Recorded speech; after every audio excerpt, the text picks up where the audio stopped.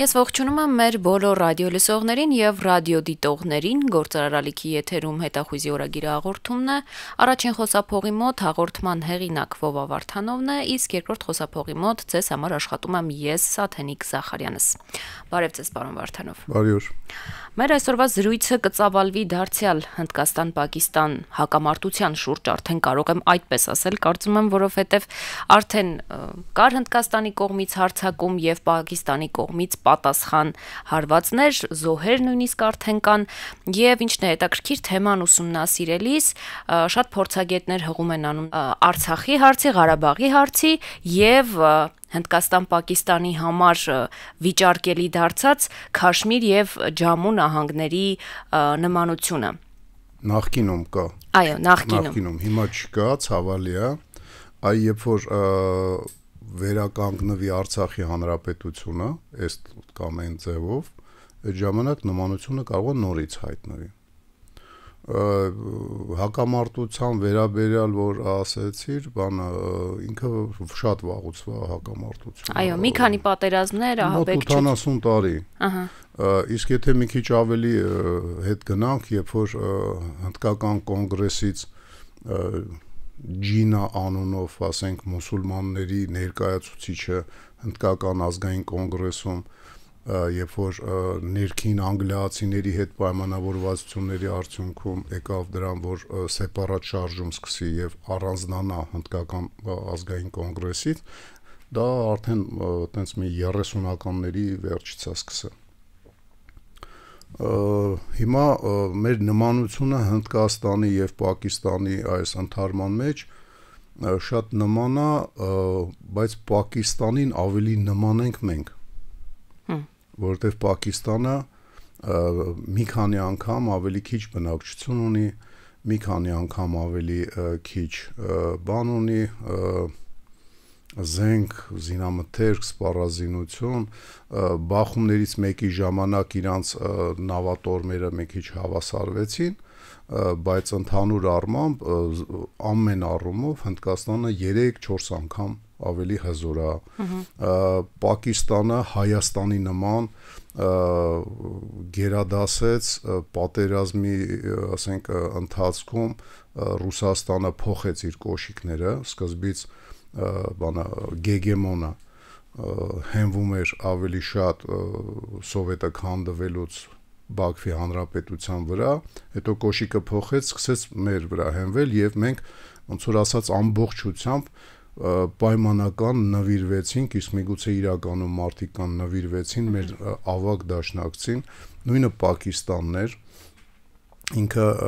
գնաց համաձայնության եւ ամբողջությամբ նվիրվեց անգլիական աշխարհին, ասենց կարելի ասել, ոչ թե միայն Անգլիային, այլ անգլիական աշխարհին։ Շատ ավելի ջերմացավ իրանց մոտ Աֆղանստանի պատերազմի ժամանակ, որտեվ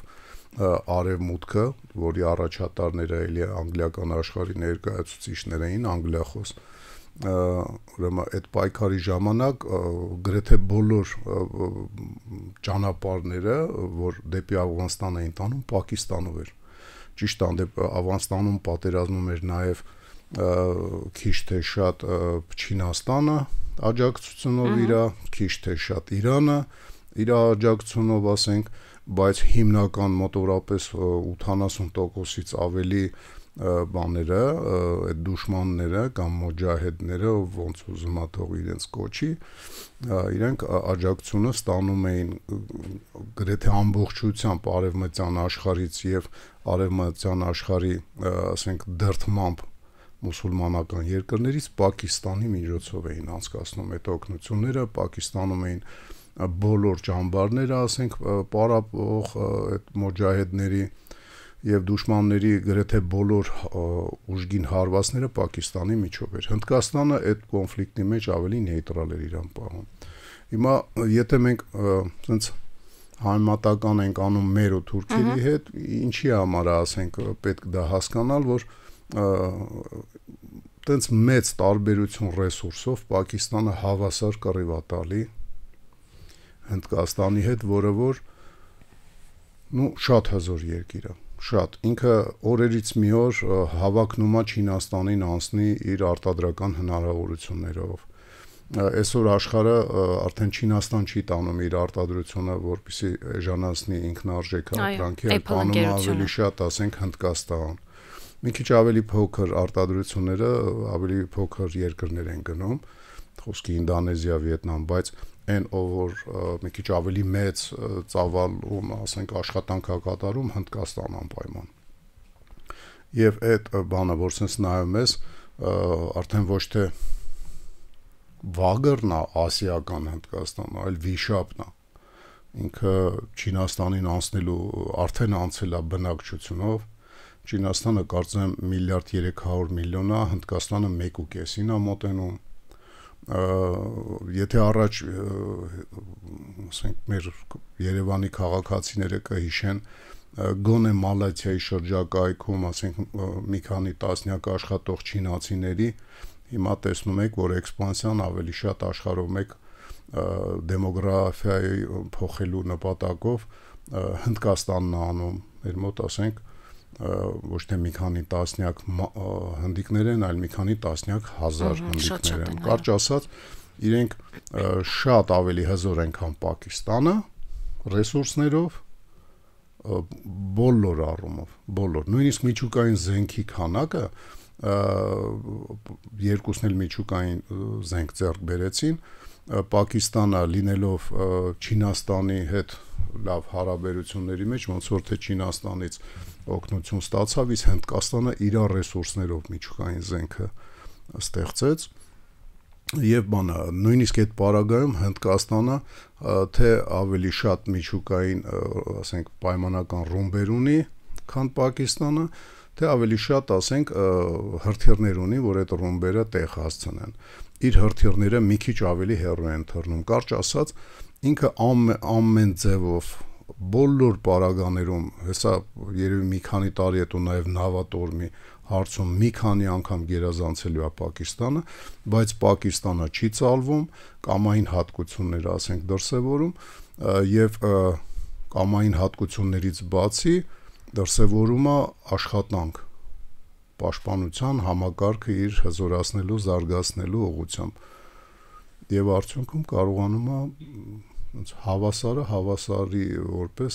գտնվի այդ առճակատման մեջ Հնդկաստանի հետ։ Այդ բանով ինքը շատ մեծ հետաքրքրող կոնֆլիկտ պետք է լինի։ Այո, նաև այն առումով, որ այս կոնֆլիկտի ընթացքում ակաշ հակաօդային պաշտպանության համակարգերն են կիրառվել Հնդկաստանի կողմից, եթե ես չեմ սխալվում, եւ սա արդյոք նշան չէ, որ եթե մենք ենթադրաբար գնել ենք դրանք 100%-անոց աշխատող են։ Չէ, որ իրանք աշխատող են միանշանակ։ Պրոբլեմները ավելի շատ կարան առաջանան աշխատացնողներից, որովհետեւ մենք միջև օրս չենք հասկացել մի բան, որ լավ զենքը դա լավ պատերազմող կողմ չի դարձնում քեզ, լավ զենք ունենալը։ Այո, Իսկանդերները վկա։ Իսկանդերը վկա, այո։ Կալաշնիկովը վկա, այդ ոնց է սա աշխարհը Կալաշնիկովով է կռվում, իսկ մենք Կալաշնիկովից չգիտես խի փորձում ենք հրաժարվենք ավելի առաջատար։ Մասսայական բանակները երբեք բարդ զենքերի չեն գնում։ Ավելի պիտի գնաս, ասենք, հասարակ զենքի, որը այդ բարդ զենքին չի զիջում իր, ասենք, կրակային հնարավորություններով։ Հնդկական, ասենք, զենքի տեսակները, որոնք որ արևմտյան, դե նայեք, Հնդկաստանը Սովետի հետ ջերմ հարաբերություններ ունենալով անգամ Սովետը փլուզվելուց, ի դեպ ամենաշատը Սովետը Հնդկաստանին է քաշել, երբ որ քանդվում էր։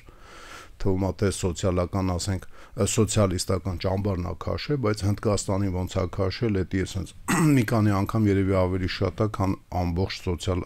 սոցիալիստական ճամբարին քաշելը։ Տանկերի ծրագիրը ամենայն դեպս իրանք վերականգնեցին իրար հետ էին արտադրում, եւ մեզ կարա հետաքրքրի, ասենք, T-72-ների եւ իր խորը մոդիֆիկացված, ասենք, տարբերակները Հնդկաստանում մեկը Ինդրա էր կոչվում, մեկը տառերով թվերով էր նշվում, իրանց կիրառելիությունը կարանք ուսումնասիրենք, ու եթե ուկրաինական հարթ ռելիեֆի պայմաններում տանկային զրահախմբեր, ասենք, գրեթե չեն աշխատում, աշխատել են միայն, առաջի փուլում, երբ որ Ռուսաստանը ներխուժում էր այդ բանը իր ասենք 22 թվականի փետրվարի մարտ ամսվա ընթացքում այդ ներխուժման օպերացիաներով հետո Ուկրաինան նույնիսկ հակահարված այդ փորձը երբ որ արեց չստացվեց ունդեղ չի աշխատում գրեթե ընդհանրապես մեծ զրահատանկային զրահապատ ասենք սվինները տակտիկական մակարդակում անգամ չի աշխատում, ուր մնաց օպերատիվ, ել չեմ ասում ստրատեգիական հարցեր լուծելու։ Հնդկաստանում, որտեղ որ ռելիեֆը ոչ հարթ է, այտենց բազմազանական, բարձր լեռնային աշխարհում մեկ այսօր բարձր լեռնային ճակատ կամ հակամարտության կետ կա Հնդկաստան, Պակիստան սահմանի վրա, Հնդկաստան Չինաստան սահմանի վրա եւ Հարավային Ամերիկայում արդեն չեմ հիշում, որ երկու երկրների մեջ Անդեր սարերում էլի բան կա։ Հետո իջնում ասենք միջին սարեր, ունի սարեր, ձորեր, գետեր, անապատներ, շատ բազմազան է եւ չի բացառվում, ասենք, եթե իրենց հակամարտությունը նորից մտնի ռազմական փուլի մեջ եւ մարտերը վերսկսվեն ոչ թե միայն փոխադարձ հարվածներ հասցնեն, այլ նաեւ ասենք մենք ականատեսը լինենք զրահատանկային տեխնիկան ոնց ասենք աշխատում։ Սրանից մի 70 տարի առաջ երբ որ իրանք բախվեցին, երկրորդ համաշխարհայինից հետո ամենամեծ զրահատանկային ասենք բախումը եղավ, երբ որ Պակիստանի բարձանքը դա 60 քանի թվիներ, ասենք իրենց 9-րդ տանկային դիվիզիան ջախջախվեց Հնդկաստանի կողմից, կորցնելով իր 30-ից 40% պարկը։ Նման բաներ կարող է էլի կրկնվեն, որովհետև ունեն այդ ռեսուրսները եւ ռելիեֆը թույլ է տալի, որ նման բաներ անեն եւ հերվից չդիտարկվելով, հերվից չխոցվելով կարողանան աշխատեն։ Իրենց արտիլերիան հիմա ասենք 155 մմ-ին իրանք անցան, որտեղ Ռուսաստանի հետ Հնդկաստանը բան չի արել 120 մմ-ից վերև կարծեմ թե 130 մմ-ից վերև կալիբրներ չի ձեռք բերել եւ համագործակցություն այդ կալիբրների մեջ չի ունեցել ոչ բանը սաուների ինքնաշարժ հրետանային համակարգերի վրա, ոչ ասենք բոքսիր արվող սովորական թնդանոթների վրա եւ Հնդկաստանը 155 արևմտյան կալիբրի, ասենց ասեմ էլի, արևմտյան ոչ ռուսական կալիբրի դիմեց ու հիմա մենք ինչ որտեղ մատակարարման խնդիրներ, երբ որ մեր մոտ առաջացավ, Ռուսաստանը չցանկացավ կամ չկարողացավ, միգուցե չկարողացավ իր մատակարարողի պարտականությունները կատարել, մենք դիմեցինք 155 կալիբրի եւ 155 կալիբրը ոնց է աշխատում, դա էլ մենք ասենք լայնածավալ գործողությունների ժամանակ մենք կարողանալու ենք ուսումնասիրենք։ Հնդկաստանը լինելով եթե ոչ դաշնակից, ապա գոնե ասենք մեզ զենք մատակարարող երկիր կարա հրավիրի հայ զինվորականներին մարտական գործողություններին ականատես լինելու, ուսումնասիրելու, ասենք մարտադաշտը, դա նորմալ պրակտիկա է, դա շատ հին, մի քանի 100 տարվա, ասենք պրակտիկա է, երբ որ տարբեր երկրներ իրենց դաշնակից երկրների տարածք, ասենք միսիաներ են ուղարկում, անգամ պատերազմի մեջ չընդգրկվելով։ Օրինակ մեր մոտ անհետ հայտարարություններ շատ է, չէ, ասենք հնչում, այդ թվում նաև ինտերնետից աղմաղ պրոպագանդայի զոհ դառնալով ենք, ասենք որոշ բաներ կրկնում, Հարավային Կորեան օգնության ձեռք մեկնեց, ասենք Ռուսաստանին ուղարկելով մի քանի հազար զինվոր, խնդալու է դա, բանը Հյուսիսային Կորեան կներեք, Հյուսիսային Կորեան ձեռք չի մեկնել, հակառակը Պուտինը թույլ է տվել, որ Հյուսիսային Կորեայի բանակը, որը որ բանի բայվոյ ուստավների վրա հիմնված 1945 թվականի գա եւ թարմացնի ռազմական գիտելիքները ձեռք բերի մարտական գործողությունների ժամանակակից փորձ եւ ժամանակակից զինատեսակների մարտավարական կիրառելիությունը հասկանա անձամբ ոնց որ ասած մարտական իրավիճակում փորձելով այդ ամեն ինչը մենք էլ կարանք Հնդկաստանի հետ նման ձևով ասենք աշխատենք, մանավանդ որ իրանց միակ զենքի գնորդն ենք այսօրով ոչ մեկ հնդկական զենք դեռ չի գնել բացի մեզանից ես կարծում եմ շատ լավ առաջարկություն արեց իշխանը երբ որ գրել էր իր պոստում այսօր կարծեմ որ հնդկական բանին մենք պիտի աջակցություն հայտարարենք եթե կոնֆլիկտը սկսի կամ սկսելուց առաջ կամ սկսելուց հետո որովհետև Պակիստանը բացահայտ մեծ թշնամի երկիր է իրան դրսևորում եւ որպես թշնամի երկիր ասենք անգամ 20 թվականին իր հատուկ նշանակության մեկ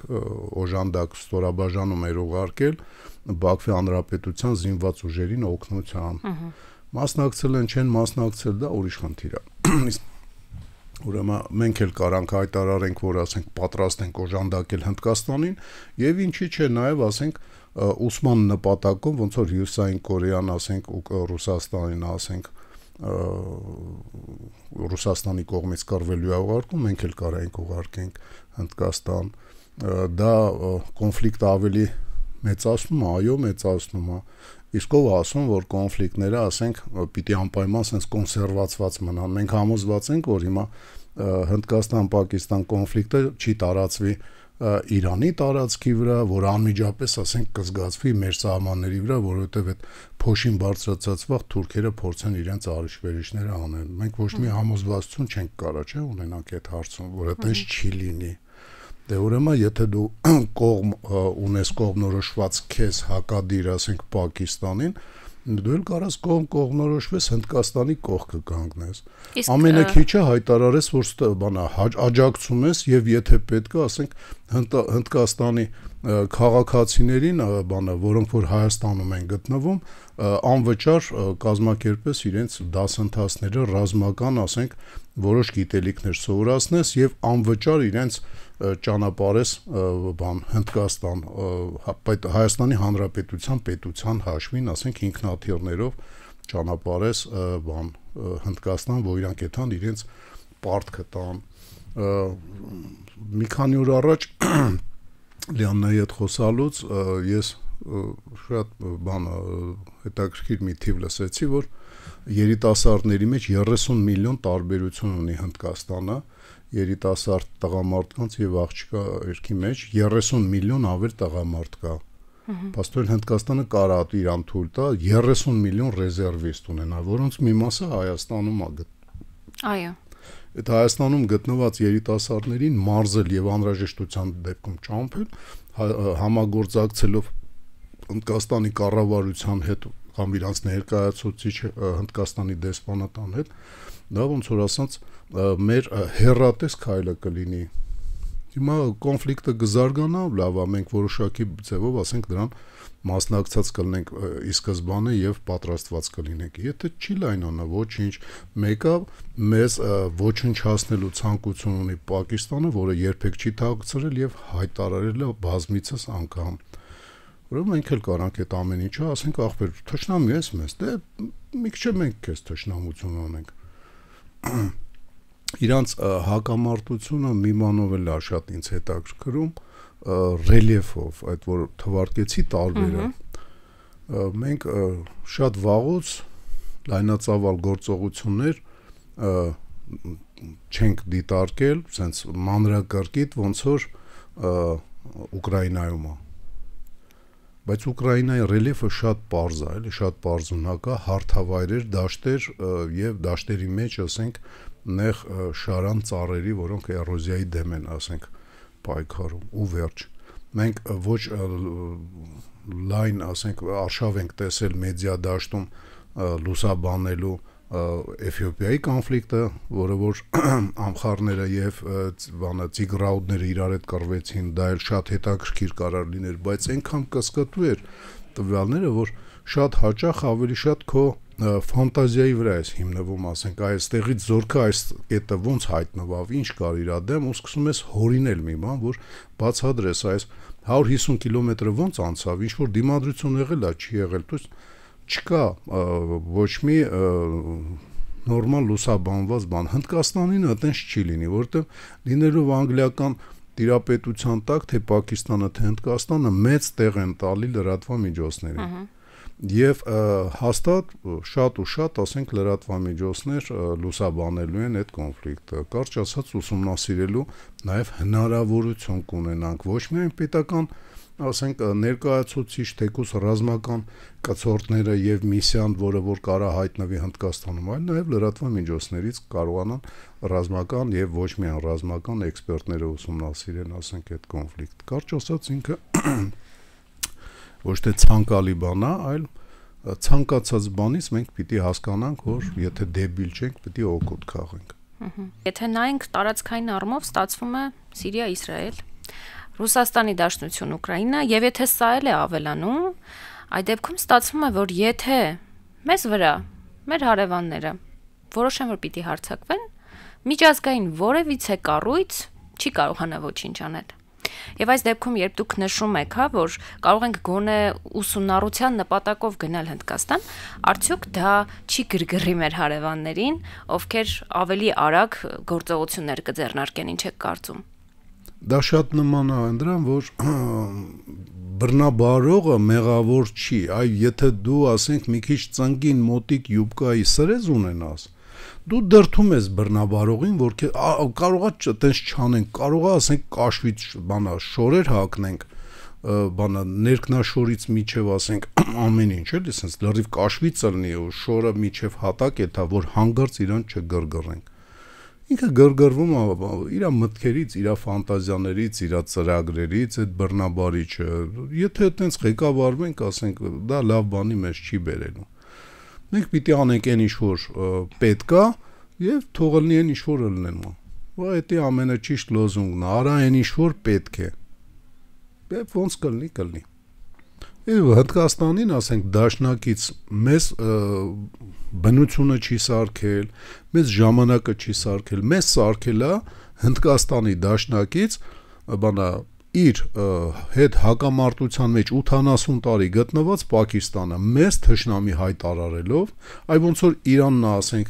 1978 թվականի թե 9 թվականից հետո Իսրայելին հայտարարել, որ պիտի չլինի, Պակիստանը 92 թվից է ասում, Հայաստանը պիտի չլինի։ Եթե մենք մի քիչ խելք ունենայինք, այնքան թափ հավաքենք, մի քիչ իրար վրա հաչայինք, իրար ոտերից կծեինք, ասենք դու սև ես աննասուն ենել, ասեր աննասունը դու ես այս սպիտակ, այսինքն աննասունություններ մի քիչ անենք, կարող հզոր երկիր դառնայինք ու ստեղից մատ թափ տայինք Պակիստանի վրա, երբ որ Իրանը լավ չպահեր, միջուկային օբյեկտները ստեղից ինքնաթիռներ հետային ռմբակոծեին։ Բայց քանի որ մենք դեբիլի պես ենք մեզ պահել, մենք դրանից մեզ զրկել ենք։ Ուրեմն մենակ որպես կցորդ կարանք աշխատենք, առանց ինքնուրույն գոնե մոտակա, ասենք, մի քանի տարին։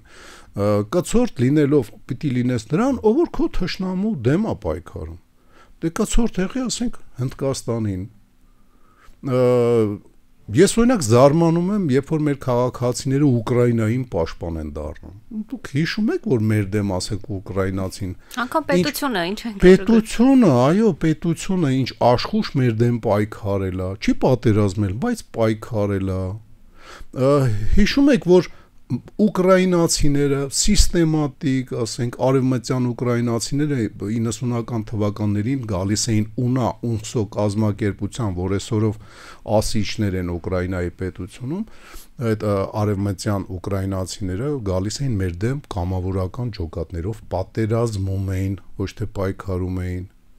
Իսկ արևելյան ուկրաինացիները մեր դեմ որպես վարսկան էին գալիս պատերազմում, որպես հարցելերիստներ եւ որպես, ասենք, ինքնաթիռ քշող լոթչիկներ։ Հիշում եք, ո՞նց եք դուք իրանց պաշտպանում։ Եթե ես էդի ասում եմ, ինձ ասեն ռուսին պաշտպան, ախպեր կլինի ոչ մեկին չպաշտպանես, ռուսին էլ մի պաշտպանի, որտեվ 92 թվականին ինքը մեզ գրոհել է եւ գրավել է Շաումյանը, Մարդակերտը, Ասկերանի կեսը, մի քանի գյուղ Մարտունուց, Հադրութից եւ նվիրել է թուրքերին։ Դրա համար էլ ռուսներին պատժ կա մի արա։ Կլինի ոչ մեկին պատժ կա չանեք հայեր, ընդհանրապես ձեզ վատություն չանող, լավություն անող մարդկանց ու պետությունների կողքին լինեք։ Այնով որ ձեզ վատություն անում մտրակով խփել է, պրոստը ինքը ասենք այդ մտրակը թարխունի բան ադիկալոնա վրան արել եւ արդյունքում քո վերքի վրից հաճելի հոտ է գալի։ Այդ դրանց մի սիրեք, կլինի։ Զարմանում եմ արա, ոնց է կարում ռուսին կամ խախոլին պատժ կանեք։ Ռուսը ձեր դաշնակիցն է, ինչ-ինչ պատճառներով ասենք ստացվել, այ ոնց որ բանը Պակիստանը եւ Անգլիան այտենց հարաբերությունների մեջ են եղել մի քիչ հա լավ հասկացանք պետական ինչ-որ բայց քաղաքացին ոնց կարա քաղաքացին պատժ կանի Հայաստանի տարածքը բանը Արցախի հանրապետության զորքերը գրոհելով խլի տա Թուրքին ու մենք իրան պատժ կանենք ոնց կարանք բանը ողջունում ենք ասենք Ադրբեջանի անգրագետների տական անգրագետները Ադրբեջան չեն էլ իմանում որտեղ է գտնվում Ադրբեջանի անկախ բանա ինքնա բանա հաստատել իր տարածքում այդ ոնց էին գրում տարածքային ամբողջականությունը ողջունում ենք պլակատները ասենք չգիտեմ երևի 5 հարգանի շենքի չափ պլակատները սա Ուկրաինայով մեկ խփած էր ոնց եք դուք այդ տիպի երկրին բալետ անում Այդ նույն բանն է, ոնց որ ասենք հայ բանա ֆուտբոլի բալերշիկը բանա բալետանի բանին թուրքական Քարավանսարա կամ Գալատասարա թմին, չգիտեմ ինչ թմի դեմ ֆուտբոլ է սիրում ախպեր ջան, կռիվ ես պատերազմ ես սիրում, բալետ արա, ասենք ուրիշ պատերազմներ կան այս աշխարհում Մի քիչ շատ Google-ը զապրոս անես, ոնց էլ լինի, ընդ Times-ը կամ եսին BBC-ն ընդ ժուրնալիստ կուղարկի ավելի լավ կլուսաբանեն։ Քանի որ զապրոս անողները քիչ են, ընդեղի ֆուտբոլը պայմանական պատերազմը այդքան չի լուսաբանվում։ Կարճ ասած, ով քեզ վատություն արել է իր կողքը համարյա կանգնել, դա էշությունն է։ Իսկ Հնդկաստան, Պակիստանում չկա երկիր, որը Թուրքի կողքնա կայնել, ասենք, մի կողմից կամ մյուս կողմից, որը Թուրքի կողքնա կայնել, իրան կրծքով կերակրել է, գուրգուրել է, то есть Պակիստանը։ Այն մեկն է չի կայնել կողքը։ Այստեղ արդեն ստացվում է, որ դու Հնդկաստանին պիտի պատժ կանես, թեկուս ասենք, ձեր սիրած դիվանի վրա նստած լայք խփելով։ Թեկուս այդ ձևով։ Շնորհակալություն, պարոն Վարդանով։ Չստացվեց նորմալ բանը անալիտիկա անենք, որտեղ հերթական անգամ շատ էմոցիոնալ էին։ Մի բան էլ ավելացնեմ, եթե կարելի է։ Ուրեմն մենք մի քիչ ժամանակ ունենք, էլի։ 2 րոպե։ Հիմա Հայաստանի տարածքում կոնֆլիկտը զարգանում է արդեն 1.5 ամիս է։ Զարգանում է թուրքերի նախապատրաստական աշխատանքներով, կրակոցներով։ Պետությունը, պետական ղեկավարները, պետական այրերը, պետական տարբեր ուժային կառույցներ անում են ինչ կարող են կամ ինչ իրենց ուղեղը թույլ է տալի, որ իրանք կարող համարեն։ Քաղաքացի, դու ինչ ես անում։ Պատրաստվում ես հերթական անգամ թնդանոթի միս լինես։ Ասենք պետությունը կկանչի կեթան կկռվեմ, չէ, այդտեղ կարելի է ստորակետ անել, կամ էլ կմեռնեմ։ Ախպեր, կլինի հայրենիքի կանչով չետաս մեռնես, այդտաս գործդ անես, որովհետև դու պատրաստված ես, պարապած ես, ֆիզիկական լավ վիճակում ես, հղի տղամարդ չես 8.5 ամիս հղիությամբ, նորմալ քո գործը անես, վերադառնաս Հայաստան, ամենասիրուն աղջիկա հետ էլ ասենք երեխա սարքես, որ երեխեդ սիրուն լինի։ Կլինի այտենց լինի։ Խիչ եք հասարակության ներկայացուցիչներ պետական մարմիններում չընդգրկված խիչ եք պարապում, ակտիվորեն խիչ եք պատրաստվում։ Գումանիստ եք, բուժը սովորեք։ Կրակել եք սիրում, բուժը սովորելու հետ միասին նաև ասենք կրակայինի գնացեք։ Մի քիչ ավելի խելամիտ եք հասկանում եք, որ պատերազմը ոչ թե ասենք Հայաստանի գեներալ պոլկովնիկ հայտարարի, որ ասենք բանա բաց դաշտում ակռվել պետք, այսօրվա բեսպիլոտնիկների դարում էլի ասենք աշխուժ պատերազմել սովորելու համար ասենք բուժ կրակային եւ տակտիկական վարժություններ։ Գիտեք ինչքան կառույցներ կա հասարակական, որ այդ ամեն ինչը ձեզ կարան տան։ Հայր ջան, ուշքի եկեք էլի։ Թնդանոթի միս ձեր լինելու ցանկությունը ինձ զարմացնում է։ Դուք քանի միլիոն եք։ 1 միլիարդ 300 միլիոն ոնց որ Չինաստանը, թե ասենք 1.5 միլիարդ որպես ոնց որ Հնդկաստանը, թե 300 քանի միլիոն եք բանի Պակիստանի պես, քանի միլիոն եք։ Այս երկրում ինչքան հիշում եմ 2.5 միլիոն ենք հայերով։ Կարող եմ այս թնդանոթի միստ լինելը շատ վտանգավոր է։ Պարապեք հայեր, եթե դուրակ չեք, պարապեք, պատրաստվեք ձեր ֆիզիկականի վրա, մի քիչ թարգեք լափելը շատ, ուտելու հետ չեմ, լափելու հետ եմ, մի քիչ թարգեք ծխելը, մի քիչ թարգեք ուռելը, չգիտեմ, նարկոտիկ, հարբելը, արդյունքում մի քիչ ավելի շատ շանսեր կունենաք այն երջանիկ ավարտը, որ մի քիչ առաջ նկարագրեցի, որ ձեր մոտ կյանքում լինի։ Եվս մեկ անգամ շնորհակալություն։ Իսկ ես մեր ռադիո լսողներին եւ ռադիոդիտողներին հիշեցնեմ, որ եթերում հետախույզի օրագիրը հաղորդումներ, իսկ մենք ինչպես միշտ կհանդիպենք հաջորդ 5 շաբթի։ Ստեսություն։